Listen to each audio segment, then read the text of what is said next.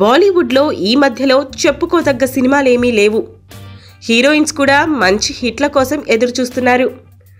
బాలీవుడ్లో one of the star heroine Sonakshi Sinha విషయానికొస్తే తన టైం ప్రస్తుతం అంత గొప్పగా ఏమీ లేదు.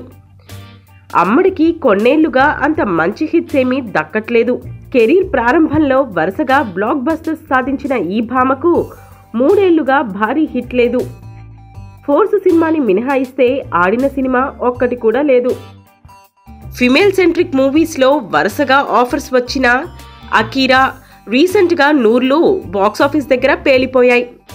అలాగని ఇలాంటి వాటిని సీరియస్గా తీసుకోబోనని చెప్పిన సోనాక్షి ప్రస్తుతం సిడ్నీ బీచుల్లో చక్కర్లు కొడుతోంది.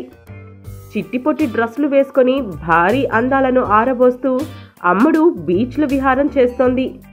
మొదట్లో గ్లామర్ డాల్ ఇమేజ్ను పెద్దగా పట్టించుకొని సోనాక్షి ఇప్పుడు అసలు సిసలైన అందానికి నిర్వచనం అనిపించుకునేందుకు బాగానే వర్కౌట్స్ అది చేస్తోందట. మరీ ఎక్కువగా చిక్కకపోయినా అందంగా మోడ్రన్గా కనిపించి ఫ్యాన్స్ని ఆకట్టుకునే ప్రయత్నంలో ఉంది ఈ అమ్మడు. ప్రస్తుతం ఇత్తఫాక్ అనే థ్రిల్లర్లో సిద్ధార్థ్ మల్హోత్రాతో కలిసి నటిస్తోంది సోనా.